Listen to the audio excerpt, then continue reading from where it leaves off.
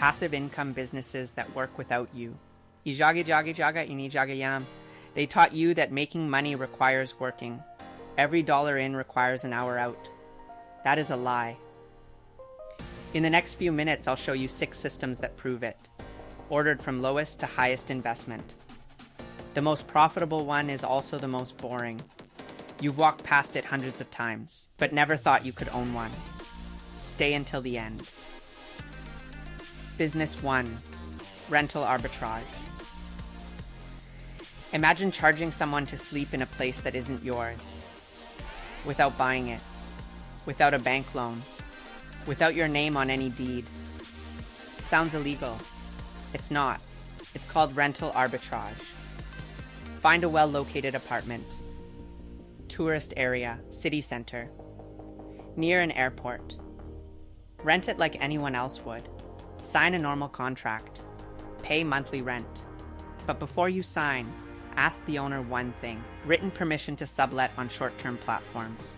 Many owners say yes, especially if you offer a little more rent. That apartment you rent for $800, listed on Airbnb. Furnish it. Take great photos. A good apartment can earn $60 to $120 per night.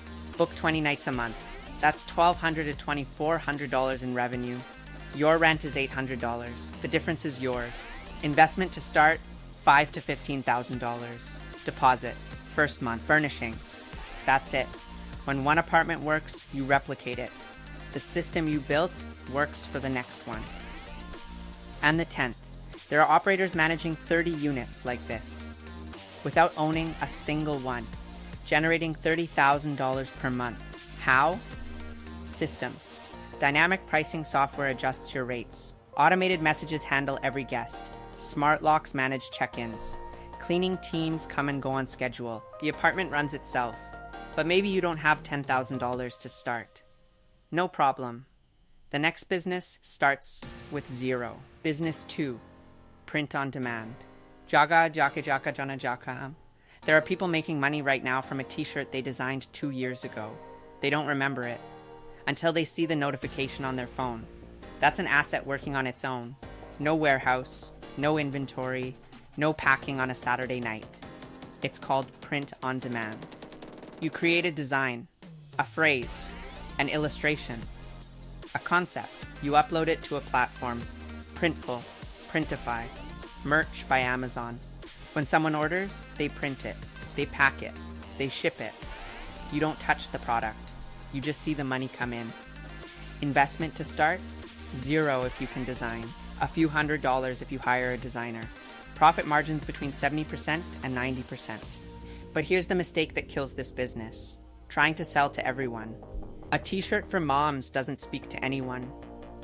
A t-shirt for moms who work out at 5 and before the house wakes up? That one speaks. A mug for doctors doesn't sell. A mug for ER doctors on their 3rd shift living on coffee? That one sells. When someone feels it was made for them. They buy without thinking twice. Every design you upload stays there, forever. A catalog of 50 designs generates income every month. The print-on-demand market hit $13 billion last year, growing 26% per year. But what if your product had 0 production cost? Just your knowledge. Business 3. Digital products. Business samo. How many times have you explained the same thing? The same question? The same answer? A friend asks how you do something. 2 weeks later, another friend asked the same thing. At some point you think, I wish I could just send a link. That thought is the business. What's obvious to you is worth real money to someone else. A course. A guide. A template. An ebook. You create it once. And it sells on its own. 24 hours a day. To anyone in the world. Here's what most people get wrong. You don't need to be the best in the world. You just need to know more than someone starting out. Sometimes the best teacher learned 2 years ago, because they remember what it felt like to know nothing. What if you feel you have nothing to teach? 2 paths. Path 1, use AI. Research a topic. Structure a complete course. Create the content with AI in days, not months. You're packaging existing information in a way people can consume. Path 2, sell other creators' courses. Earn a commission on every sale. You handle marketing. They provide knowledge. Investment, $0 to $5,000. Income once launched, $1,000 to $7,000 per month. Time required, 2 to 5 hours per week. Same trap exists here. A productivity course for anyone speaks to no one. A productivity course for freelance designers managing 3 clients who feel time slipping? That one sells. The global online education market exceeds $300 billion per year. A digital file doesn't run out, doesn't break, doesn't need restocking. Someone on another continent buys at 4 a.m., receives it instantly. You don't even wake up. So far, everything has been digital. But there's a physical world generating money in silence. Most people walk past it every day. Business 4, vending machines. The 4th business is probably less than 100 meters from where you are right now. Vending machines. I know. This shows up in every list. And because of that, people ignore it. Mistake. If everyone mentions it, it's because it works. Investment. $1,500 to $6,000. Place it where people need something quickly. A gym, an office, a hospital. From that moment, it works on its own. Income, $300 to $600 per machine per month. Time required, 1 to 2 hours per week. Just to restock and collect. 1 machine is extra income. 5 machines is a business.